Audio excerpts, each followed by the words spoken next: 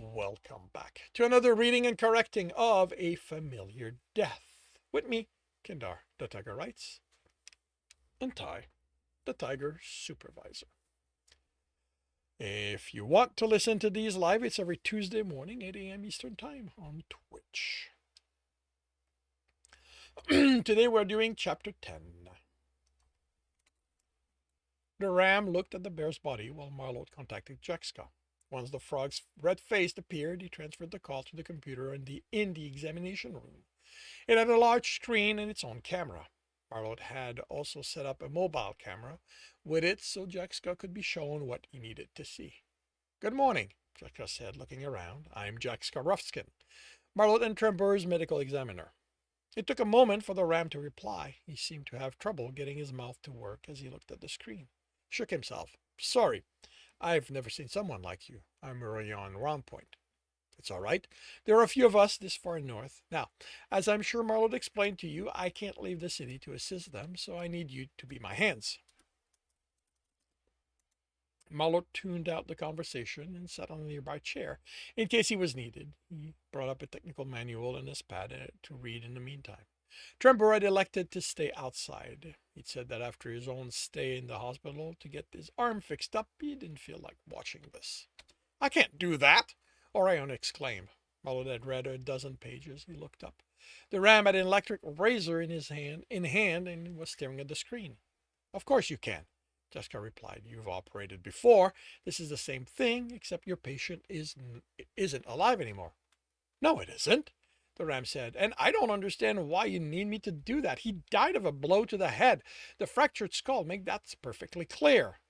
"You're correct," Jessica said with an exasperated tone, "but was he held down? Hit elsewhere before that or after that? We need to check his skin for bruises." Orion looked at Marlot. "He wants me to shave him!" "And why is that a problem?" Jessica asked before Marlot could say anything. Graham's eyes went wide. "How isn't it one?" He yelled back. "What are the predators here going to say when they find out I sheared one of them like a common farmer? Do you have any idea what they're going to do to me when they find out?" Jessica let out a growl, which Marlot had trouble. Thought sounded funny coming from someone as small as the frog. He barely went up to Marlot's chest. Marlot stood. "No one's going to do anything to you," he said. "You're performing your duties." Orion pointed to the outside. "You think any of them is going to care? I'm a ram. I operate on the farmers, not the town folks." It took an effort for Marlot to keep his ears from folding back in annoyance. "Look, you're working for me at the moment. Right now, you're not a ram. You're not prey. You're my local examiner. No one is going to do anything to you because it's your duty to help determine the full cause of death to this body. To do that, I need you to follow Jaxka's instruction." "Can't you get a medic from one of the other towns to do this?" Well, it almost growled. "I don't have the time," he said as calmly as he could. "I need to find out why. I'd need to find one whose schedule is open. Wait for them to drive here. Time is of the essence when it comes to finding a killer, and when it comes to me getting out of this cursed place." Marlot had it to himself. He thought about tying the ram to the operation table and not letting him go until he had done the job, but instead he went for something gentler. "All right. How about this? I won't mention you in the reports. No one will know you did this." Orion narrowed his eyes. "People saw me come in." "Yes, but they don't know why. As far as they're concerned, I needed you to explain some medical document. No one's going to see the body after this. I'll keep the freezer locked. I promise no one will know." The ram looked back to the body. "All right, so long as you're sure no one will know." He turned the razor on, his hand shaking. "Good," Jessica said. "Start with the wrist, then his ankle. If he was tied down, there will be bruises there. Then shave his neck. I want to see if someone had their hands around it." "You think he was strangled?" Marlot asked, watching Urion work. His hand steadied as he went. "No, there wasn't any blood in his eyes, but that doesn't mean he wasn't held down that way." The ram turned off the razor and looked at the skin on the wrist and ankles. "There isn't any bruises there." "Good. Once you're done checking his neck, I need you to shave the chest and stomach so we can open him up and see his inside. The razor clattered to the floor. What? The ram looked at the frog on the screen, his eyes wide in fear. You want me to cut him open? No. You want me to cut into him? How else are you going to perform an autopsy? No, absolutely not. Orion picked up the razor in his shaking hand and put it on the table next to the body. I don't care what you say. I'm not doing that. I'm not going to do. I'm not. You know what? I'm not doing that. He turned to head and headed for the door. Marlot watched him step away, too stunned to do anything. Medic around point! Jessica yelled. Get back here! The ram froze at the commanding tone. Now! The frog added a moment later. Arian looked at the door, then his shoulders sagged. He turned around. You are going to explain to me what the problem is, because I can't believe you haven't operated on anyone in your years as a medic. Of course I've performed operations. The ram's voice was still shaky. But on farmers, I'm a herbivore. Do you have any idea what happens to us if we purposely hurt one of the townspeople? Understanding dawned in Marlot's mind. 5 years away and made him forget about that side of the town. The same thing as in the cities, I expect, Jessica said. Go before the judge, make reparation, maybe spend some time in prison. The ram snorted. Maybe that's how it goes in the city. Here, they don't bother with any of that. It's immediate death. That seems rather extreme, Jessica said. I don't care how it seems to you. That's how it is. Shearing one is one thing, but cutting him? The moment I set foot outside, they're going to smell his blood on me. I'm dead. Marlot couldn't think of anything to say. The ram wasn't wrong. He remembered an incident a couple of years before he left. One of the male sheep from the striped tail commune had lost it and had lost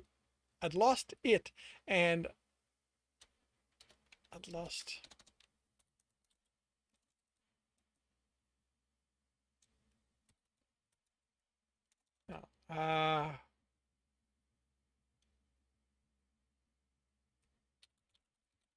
lost his temper and attacked Horibo.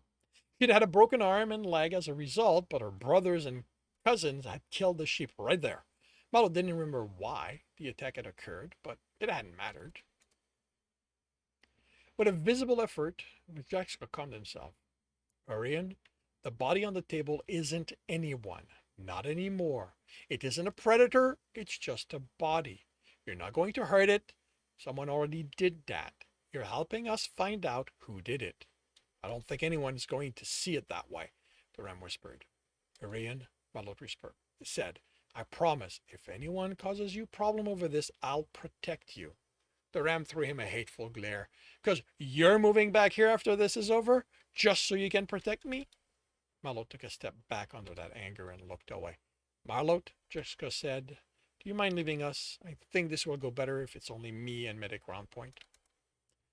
Marlot nodded, then realized he'd stepped out of the camera's field. Call me when you want me to come back.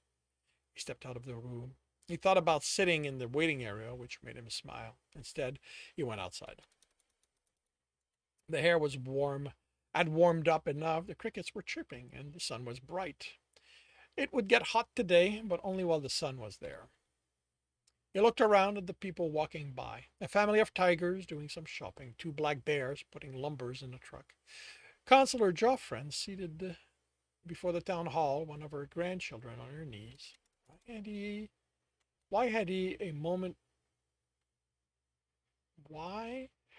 had a moment where he had trouble believing the people here might kill the ram? He'd watched them kill Margelo without any hesitation. He'd heard about it happening. He might even have seen it himself, but not paid attention because it was just how things were. Didn't think so, but it was possible. Why did any of them remain if such danger existed? Pulled out his pad and did a quick search on the government site. When he found the page with the process for farmers to get an ID and productivity rating, he breathed easier. For a moment, he'd been afraid the farmers were captive without a way to leave. You look relieved, Trembor said, walking toward him. Just had another reminder why I left this place. The lion tilted in the air. I'll tell you later. You walked around? Yeah. Looked at the stores, had something to eat it. Charlie's a really good cook. I know. He just goes overboard. Trembor chuckled. So why are you out here? I didn't think you minded watching the autopsy. Jaxka asked me to leave. Orion is having problem cutting Nago open. He's afraid of repercussion. Why would anyone mind? Don't think they would. He didn't, did he? He's already dead after all, but Urian believes it. Forgotten how wide the divide was between the town and the commune. Having me there wasn't helping, so here I am. Hopefully, with no predators watching, he'll be able to work. If not, we're going to have to get a medic from one of the neighboring towns, he sighed, which means I'll be stuck here that much longer. Trembor puts his hand in his pocket and leaned against the wall. He's a medic, he knows what to do, and Jericho's trained his share of new ones. He'll know how to handle them. What do you want to do while we wait? I want to go home. Marlot sighed. We can go back to the room and rest. Marlot shook his head. I'm just being a coward. He took a breath. I should eat something. Marlot pushed away from the wall. I'll keep you company.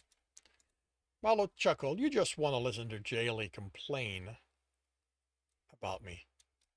Maybe you can try one of his more extravagant meals so you won't complain. Marlot looked in his lion's eye for a moment. A smile came to his lips, and he felt his ears started to heat up. He looked away. I'll do it for you. Got himself reaching for Trembor's arm and quickly looked around. No one was looking in their direction.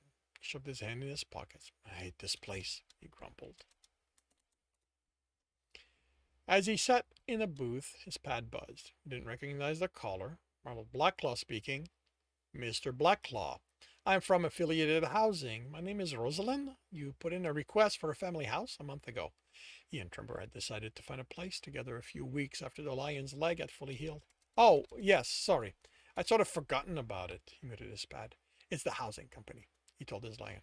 It's completely understandable, Rosalind said. Getting a house in this market isn't quick.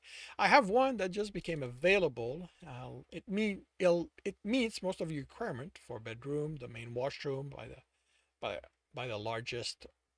The main washroom by the largest was recently redone, full of amenities.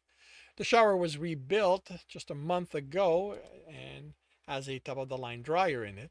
There's a second washroom near the other bedrooms, which has a smaller shower. This one was redone 2 years ago, but it's still in perfect working order. If you want to come see it, I can arrange a visit later today. I can't today. I'm out of the city and I don't know when I'll be back. It might be a few days. That's unfortunate, she said. Is there any chance you'll be available tomorrow? If you can't at least look at it, I'm afraid I'll have to offer it to another family. Marlot thought about it. Even if he got the result from the autopsy today, there was no guarantee there would be anything conclusive. The killers were rarely considerate enough to leave their business cards on their victim. Couldn't know how long it would take to find him. Unless he was willing to put death on one of the vagrants in the cage. No, he wasn't doing that. Could he afford to drive to the city and back? That was half a day at a minimum. He'd never hear the end of it from Arlian. Mr. Blackclaw? She asked in the stretching silence. I can't make it. I'm going to have to wait until I'm back in the city. I'll contact your office at that point and see the next available house. He paused. Unless you can send me pictures? That might be enough for me to make a decision. I can do that, but you won't be able to get a full sense of the house that way. I know, but it's the best I can manage. If you send them to me today, I'll be able to let you know in the morning. She agreed to it, then he disconnected. Good news? Trembor asked. We get to see a picture of a potential house. He looked toward the kitchen. Did you order? Trembor nodded. He'd been speaking in soft tones with Terran while Marlot was on his pad. I told her you wouldn't complain any.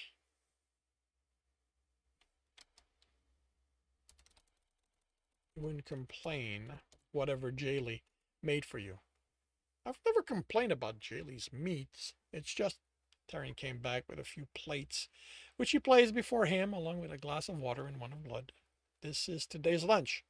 That horse meat That's horse meat marinated in my dad's secret brine, then baked in a fruit sauce. This one's sheep, sheared over flame, then basted with Robin's alcohol. She looked at him expectantly. Marlot cut a piece of the horse meat and ate it. It was flavorful, bitter and sweet. It's very good. He cut another piece and stopped as Marlot scrutinized him. It really is, he said. You're not just saying that? Of course not. Your father bakes great meals. She studied him for a moment longer, then smiled and went on to serve someone else. I mean it, he told his lion, who wore an amused expression. Then why does Jaylee complain so much?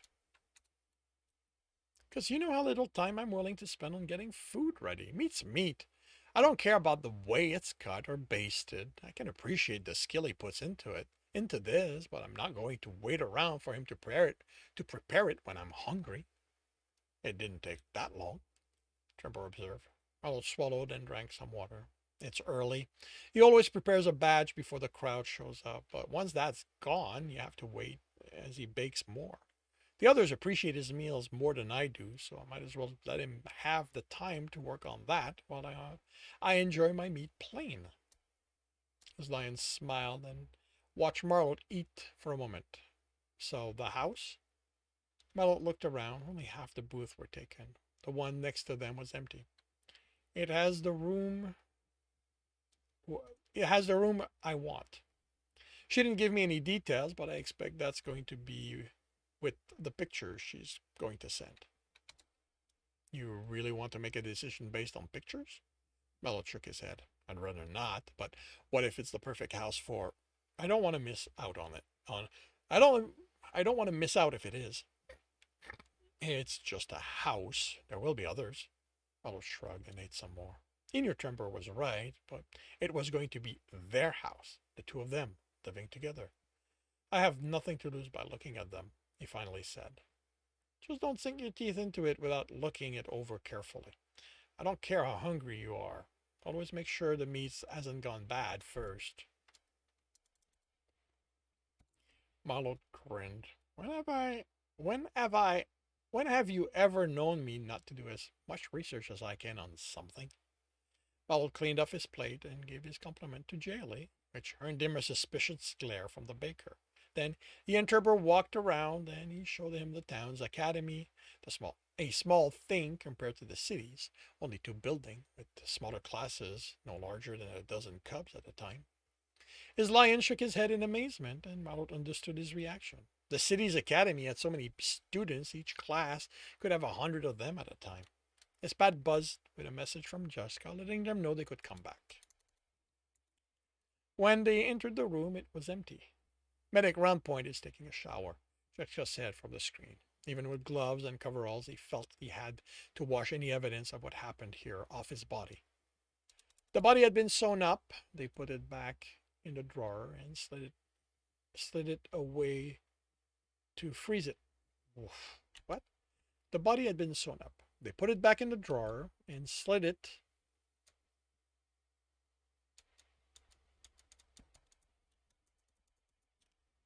in the freezer again. It would remain this way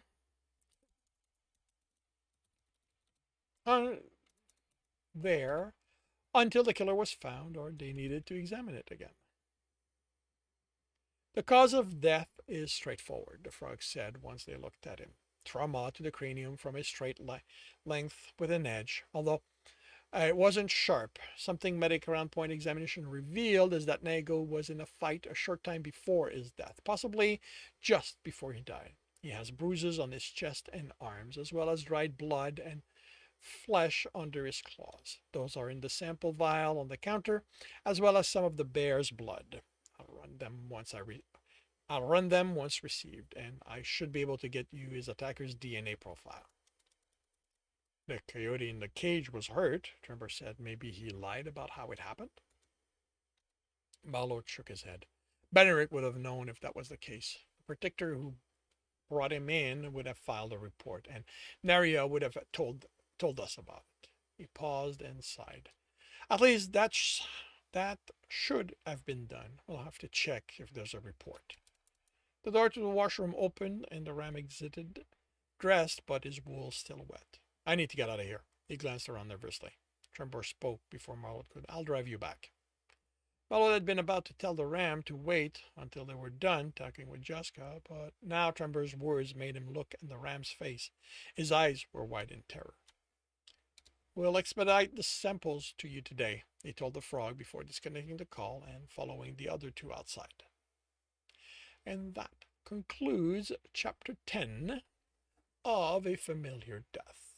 If you are enjoying this, please leave a like. If you want to know when the next chapter is going to be up, subscribe and hit the bell. If you want to read the book, as well as the others in the series, they are available on all major e-retailer. If you want to support me, that's on my Patreon. And if you want to listen to these live, it's every Tuesday morning, 8 a.m. Eastern Time on Twitch. The links are in the notes. And with that, I shall wish you a good day.